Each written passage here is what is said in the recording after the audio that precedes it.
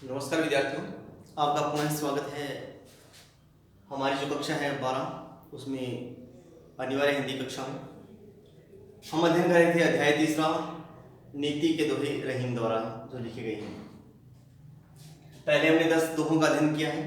अब उससे आगे जो दोहे हैं हमारे पाठ्य पुस्तक में उनका हम अध्ययन कर रहे हैं। तो 11वां जो दोहा दिया गया है, दीन सबन को लखत है दीन ही रखे न कोई, जो रहीम दीन ही रखे दीन बंधु सम होए। और इसमें कहा है रहीमदास जी ने कि दीन सबको लखत है। दीन जो गरीब है वो हर किसी को देखता है, यानी कि हर किसी को दीन दृष्टि से देखता है कि कोई उसको सहायता दे या कुछ दे। दीन ही लखे न कोई, गरीब को कोई नहीं देखता है। अब गरीब जो व्यक्ति ना वो हर किसी को देखता है, लेकिन गरीब की तरफ कोई नहीं देखता। जो रहीम दीन ही रखे दीन बंधु सम होए। अब रहीमदास जी कहते हैं कि जो दीन ही रखे, दीन व्यक्ति वो जो गरीब व्यक्ति उनको देखता है, उनकी सहायता करता है, वह ही दीन बंधु के समान होता है। और दीन बंधु जो है ईश्वर को कहा गया है, तो वह उसके लिए ईश्वर के समान होता है। तो इसमें ये बताने का प्रयास किया गया कि हमें जो है जो गरीब है उनकी सहायता करनी चाहिए, उनकी हर संभव जो मदद करनी चाहिए हमें। 12वां जो दिया हुआ है, दोनों रहीमन एक से जो लो बोलत नाही, जान परत है काक पे ऋतु बसंत के माही। अब इसमें सज्जन और दुर्जन व्यक्ति जो है उनकी पहचान हम नहीं कर सकते जब तक कि हम उनके साथ में बातचीत नहीं करते, हमारे साथ में वो किसी प्रकार का व्यवहार नहीं करते हैं। केवल बाहरी रूप रंग से ही हम किसी को नहीं कह सकते कि ये सज्जन है, ये दुर्जन व्यक्ति है। तो रहीम जी ने इसी बात को बताने का प्रयास किया गया, दोनों रहीमन एक से। और रहीमदास जी कहते हैं दोनों एक जैसे ही हैं, सज्जन और दुर्जन हमारे सामने है, जिसको हम जानते नहीं है, सज्जन भी हो सकते हैं, दुर्जन भी हो सकता है। लेकिन जो लोग बोलत नहीं, जब तक वे बोलते नहीं है, अपने आचरण से अपने व्यवहार से जब तक हमारे साथ में किसी प्रकार का व्यवहार नहीं करते हमारे साथ में, तो हमारे लिए दोनों एक जैसे हैं। जान पड़ता है काक पे ऋतु बसंत के माही।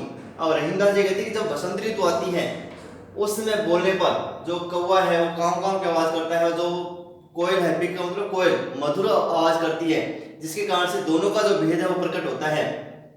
तो उसी प्रकार से ही समय आने पर व्यवहार के द्वारा ही सज्जन और दुर्जन व्यक्ति की पहचान की जा सकती है। केवल रूप रंग से ही उनका जो हम आंकलन नहीं कर सकते कि ये सज्जन है ये दुर्जन है, बल्कि व्यवहार के द्वारा ही ऐसा प्रतीत होता है।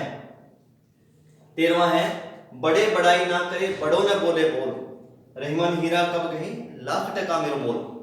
अब इसमें रहीम जी ने कहा है कि जो बड़े व्यक्ति होते हैं, जो बड़े होने का मतलब ये नहीं कि हाइट में बड़े हो गए है ना, ऊंचाई में जो बड़े हो गए ऐसा नहीं है, या उम्र में कोई बड़े हो गए ऐसा नहीं है, बल्कि गुणों के द्वारा अपने गुणों का इसमें वर्णन इसमें हो रहा है, ना कि किसी आकार का वर्णन हो रहा है, ना ही उम्र का वर्णन हो रहा है। इसमें गुणों का वर्णन हो रहा है कि बड़े बड़ाई ना करे, जो गुणवान होते हैं उनको बड़ा इसमें बताया गया है कि बड़े बड़ाई ना करे बड़ों न बोले बोल। जो गुणवान होते हैं, जो सज्जन होते हैं, वे अपनी बड़ाई स्वयं नहीं करते हैं। रहीमन हीरा कब कहे लाख टका मेरा मोल। और जो हीरा है, एक छोटा सा है जो हीरा है, वो कब कहता है कि मेरा जो मूल्य है वो लाखों है। अर्थात जो एक जौहरी जो है, एक गुणों का ज्ञाता ही उसके मूल्य को आंक सकता है, ना कि सामान्य व्यक्ति। तो इसलिए इसमें गुणों की महत्ता का वर्णन इसमें किया गया है। 14वां जो है, बिगड़ी बात बने नहीं लाख करो किन कोई, रहीमन फाटे दूध को मथे न माखन होए। अब इसमें जो बिगड़ी हुई बात है, अगर कोई बात बिगड़ जाती है तो वह किसी प्रकार से चाहे आप लाख प्रयास कर लीजिए, लेकिन वह पुनः वो सही नहीं होती, लेकिन कुछ ना कुछ उसमें कोई ना कोई कमी रह जाती है। बिगड़ी बात बने नहीं लाख करो किन कोई, कि अगर कोई बात बिगड़ जाती है तो आप लाख प्रयत्न कर लीजिए तो वह बनती नहीं है, अर्थात वैसी नहीं रहती जैसी पहले थी। रहीमन फाटे दूध को मथे न माखन होए। अब इसमें दृष्टांत इसमें दिया गया, उदाहरण दिया गया इसके माध्यम से कि फटा हुआ जो दूध है उसको मथने पर मक्खन नहीं निकल सकता। उसी प्रकार से जो बिगड़ी बात है वो पुनः उसी प्रकार से सार्थक नहीं हो सकती, उसका जो औचित्य होना चाहिए था वैसा नहीं रहता है। 15वां, विपत्ति भय धन ना रहे, रहे जो लाख करोड़, न बतारे छिपी जात है जो रहीम भय भोर। अब इसमें विपत्ति आने पर, चाहे आपके पास में कितना ही धन है, कितना ही संपत्ति क्यों नहीं है आपके पास में, चाहे कितना ही कुछ आपके पास में है, लेकिन जब विपत्ति आती है तो वह सभी जो है नष्ट हो जाता है। अब इसका इसमें बताया गया है, विपत्ति भय धन ना रहे, रहे जो लाख करोड़, कि विपत्ति आने पर आपके पास में चाहे लाखों करोड़, करोड़ का मतलब करोड़, लाखों करोड़ों रुपया है क्यों नहीं है, तो विपत्ति आने पर वह आपके पास में नहीं रहता है। अब कैसे नहीं रहता, नभ तारे छिपी जात है जो रही भय भोर। अब आसमान के अंदर रात्रि के समय हमें लाखों असंख्य जो तारे हैं वो दिखाई देते हैं, लेकिन जैसे ही भोर प्रातः होती है तो वे सारे तारे छिप जाते हैं। तो इसी प्रकार से विपत्ति आने पर लाख करोड़ रुपया भी अगर हमारे पास नहीं है तो वह सभी नष्ट हो जाता है, खत्म हो जाता है, समाप्त हो जाता है। 16वां, मांगे घटत रहीम पद कि तो करो बड़ी काम, तीन पैक वसुधा करी तब बावने नाम। अब इसमें मांगना जो है, मांगने से जो मान प्रतिष्ठा वो कम हो जाती है, ऐसा इसमें इन्होंने बताने का प्रयास किया है। अपने विष्णु जी ने अवतार लिया था, 52 अवतार राजा बलि को सीख देने के लिए, लेकिन वो 52 ही कहलाए हैं, लेकिन उन्होंने जो कार्य किया था वो लोकहित के लिए किया था, जन कल्याण के लिए किया था। तो इसमें कहा है कि मांगे घटत रहीम पद, और रविंद्र जी कहते हैं कि मांगने पर जो पद है, जो प्रतिष्ठा है वह घट जाती है। जो कि तो करो बड़े काम, चाहे हम कितना ही बड़ा काम क्यों नहीं कर रहे हैं, लेकिन मांगने पर अगर हम किसी से मांग कर वो कर रहे हैं तो उससे हमारा जो मान सम्मान है वो कम हो जाता है, प्रतिष्ठा कम हो जाती है। जैसे अब इसमें नीचे उदाहरण दिया है, तीन पैर वसुधा करी तब बावने नाम।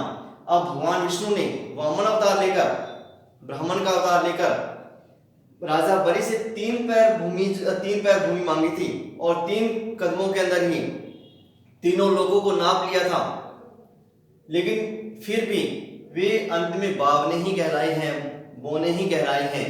तो इसलिए कहा है कि मांगने पर जो है हमारी प्रतिष्ठा जो है वो घट जाती है, तो हमें मांगना नहीं चाहिए। 17वां जो है, मान सहित विष खाए के शंभु है जगदीश, बिना मान अमृत पिए राहु कटायो शीश। ऐसा क्या है कि मान सहित विष खाएंगे, अगर हमें मान सहित, सम्मान सहित अगर कुछ भी दिया जाता है तो उसे स्वीकार करना ही सार्थक रहता है। अगर अपमान सहित अगर हमें कोई अच्छी वस्तु दी जा रही है तो उसे हमें स्वीकार नहीं करना चाहिए। तो ऐसा इसमें बताने का प्रयास किया गया है। ये उस समय का प्रसंग है जब समुद्र मंथन हो रहा था, और समुद्र मंथन में जब कालकूट नाम का विष निकलता है और उसे देवताओं राक्षसों में ऐसा कोई भी नहीं था कि उसको धारण कर सके, और उस समय सभी जो देव हैं भगवान शिव के पास में जाकर अनुनय विनय करते हैं और भगवान शिव उसको ग्रहण करते हैं, और जिसके कारण से वो जगदीश कहलाए। तो ऐसा ही प्रसंग इसमें बताने का ये प्रयास किया जा रहा है कि मान सहित विष खाए के शंभु है जगदीश, कि मान सहित, सम्मान सहित विष खाने के बाद भी जो शंभु है भगवान शिव जो है वो जगदीश कह रहे हैं, जगत प्लस ईश, यानी कि इस जगत के स्वामी कह रहे हैं। बिना मान अमृत पिए राहु कटायो शीश, कि बिना मान सम्मान के अमृत पीने पर राहु को अपना शीश कटवाना पड़ा था। तो इसलिए हमें जो है बिना मान के या बिना सम्मान के कोई भी वस्तु स्वीकार नहीं करनी चाहिए, बल्कि मान सहित अगर हमें कुछ भी मिलता है तो उसे हमें स्वीकार कर लेना चाहिए। 18वां, रहीमन जीवा बावरी कही गई सर्ग पताल, आपू तो कहीं भीतर रही जूती खात कपाल। अब इसने कहा है कि जो हमारी वाणी है, जो हमारी जीवा है, वह ही हमें अच्छा और बुरा बनाती है। अब कैसे बनाती है? अब जीवा के द्वारा ही हम उच्च पद पर बैठ सकते हैं, लोगों में हमारे प्रति स्नेह हो सकता है, और जीवा के द्वारा, हमारी जो वाणी के द्वारा ही जो है वह हमें निकृष्ट प्रवृत्ति बना सकती है, लोगों के सामने हमारी जो बेइज्जती कह सकते हैं वो करवा सकती है। रहीमन जीवा बावरी, और रहीमदास जी कहते हैं कि हमारी जो जीवा है वो बावली है, पगली है, वो पागल है। कहीं गई स्वर्ग पताल, और न जाने वो क्या क्या कह देती है, स्वर्ग पताल को एक कर देती है। आपको तो कहीं भीतर ही, वह जीव जो है कहकर वो भीतर चली जाती है, क्योंकि अपने जो जीव है हमारे मुंह में रहती है, और उसके आगे जो एक दांतों का कवर भी रहता है, यानी कि जीव उससे बाहर नहीं रहती, अंदर रहती है, सुरक्षित रहती है। आपको तो कहीं भीतर ही जूती खाते कपाल, लेकिन आप तो वह न जाने क्या क्या कह देती है, और आप तो वह भीतर चली जाती है, लेकिन जूती खाते कपाल, जो कपाल खोपड़ी जो है वह जूतियां खाता है। अर्थात हमें जो है कोई भी बात जो है वो सोच समझ कर कहनी चाहिए, बिना सोचे विचारे कोई भी बात नहीं कहनी चाहिए। ऐसा इसे बताने का प्रयास किया गया है रहीमदास जी के द्वारा। 19वां दिया हुआ है कि अमृत ऐसे वचन में रहीमन रीस की घास, जैसे मिश्री हूं में मिली नीरस बांस की फांस। और इसने कहा कि अगर हम मीठे वचन बोल रहे हैं, मधुर वचन बोल रहे हैं, और उसमें अगर हमने किसी प्रकार के कटु शब्द का उपयोग कर दिया है, तो वह उस प्रकार से लगती है जैसे कि मिश्री जो है, और हम मिश्री खा रहे हैं, तो उस मिश्री के अंदर बांस का टुकड़ा अगर आ जाता है, बांस की कोई फांक आ जाती है, गले में अटक जाती है, तो हमारे लिए वो मिश्री का जो स्वाद है वो निरर्थक हो जाता है। तो उसी प्रकार से ही इसे वर्णन किया गया है कि अमृत ऐसे वचन में रहीमन रीछ की घास, कि हम मधुर वचन तो बोल रहे हैं, लेकिन बीच में अगर हम रीछ क्रोध से भरी कोई बात कहते हैं, क्रोध में कोई बात कह देते हैं, तो वह उस प्रकार से लगता है जैसे मिश्री मुंह में मिली नीरस बांस की फांस, कि जिस प्रकार से मिश्री जो है उसमें मिली हुई जो नीरस, बिना रस का जो बांस है, यानी कि बांस में किसी प्रकार का रस नहीं है, तो ऐसी जो बांस की फांस जो है, जो टुकड़ा है, मिला होने के कारण से वह हर प्रकार से उसको नीरस बना देता है, सारहीन बना देता है। तो इसलिए हमें मधुर वचन बोलना चाहिए, अमृत वचन बोलना चाहिए, मीठे वचन बोलने चाहिए, और क्रोध जो है वो नहीं करना चाहिए, कटु वचन जो है नहीं कहना चाहिए। ऐसा इसमें बताने का प्रयास रहीम जी ने किया है।